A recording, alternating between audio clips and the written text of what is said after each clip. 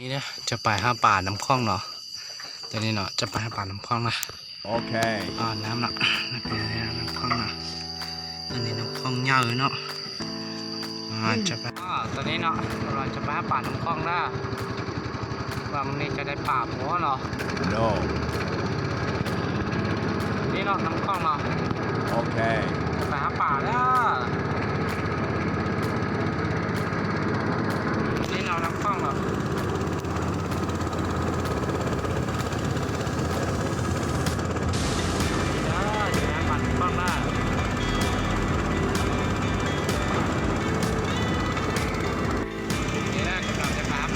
โอเค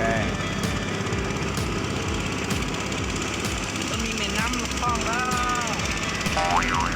หาป่าเด้อนี่เนาะนี่เป็นไอ้ของข้าพเจ้าแล้วจะไปหาป่าเนาะนี่เป็นบ้านของข้าพเจ้าเนาะตอนนี้เนาะโอเคโอเคเป็นเจ้าหน้าเขาก็ขี่เรือมาเราจะไปไล่หมอกแล้วนี่เนาะเป็นน้ำคลองแล้ว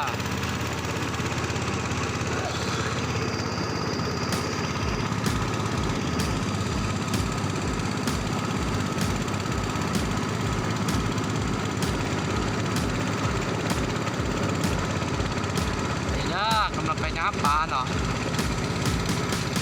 นี่เนาะนี่แม่น้ำคลองเนาะตอนนี้เนาะตอนนี้ฟ้ากำลังแจ้งซ่าเนาะฟ้าตะเวนเนาะ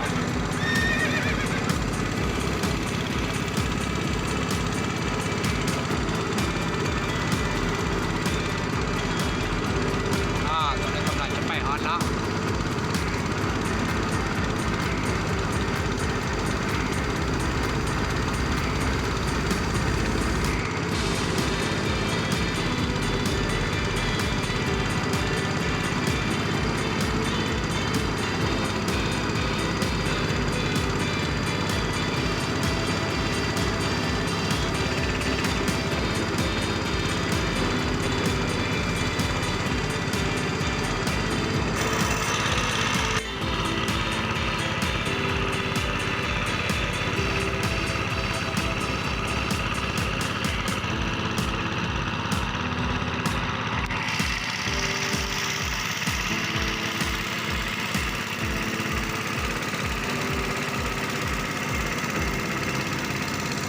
มาฮอนวันที่จะไล่หมกเนาะ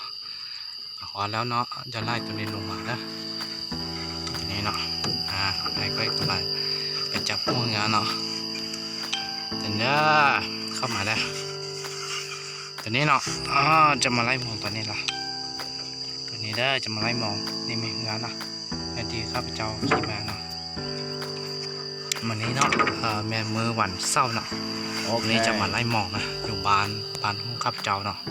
อันนี้เนาะกำลังจะไปแล้วมองนะในกันเนาะ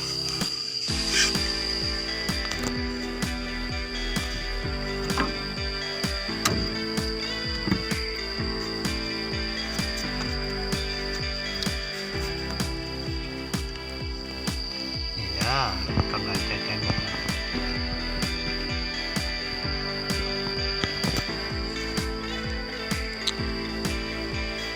นี่เด้อมองนะวันนี้นะมาท่าไปว่าจะไล่มองถึงมันก็ชื่อว่าไอจะไล่มองก็ชื่อว่าตัวนี้นะถือลายแต่ละมือนี่คือประมาณ10 โล50 โลโอเคนี่ได้ไหมปากขึ้นเนาะอยู่ไม่น้ำคลองแล้วตัวนี้นะปกตินี่อาทิตย์นึงได้มาไล่จะมือไอทีนึงบ่มีเวลาว่างไล่เนาะ no ทีนึงจะไล่แต่ตอนเช้าเวลา8 โมง5 9 โมงต่อแมนกันเนาะชีวิตอยู่บ้านของข้าพเจ้าเนาะมาไล่นี่ไล่จากคนเดียวว่าไอไล่ก็เดียวเนาะ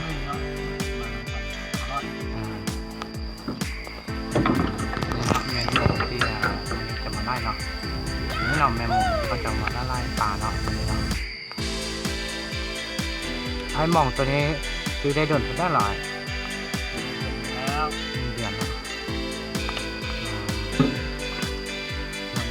ป่าหม้อเนาะ No. ป่าขึ้นเนาะ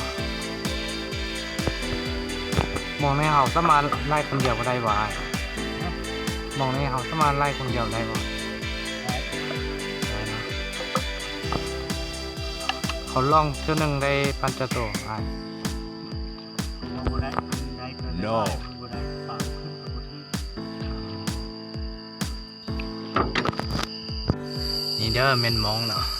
เที่ยวมาไล่เนาะเต่าตัวนี้เนาะ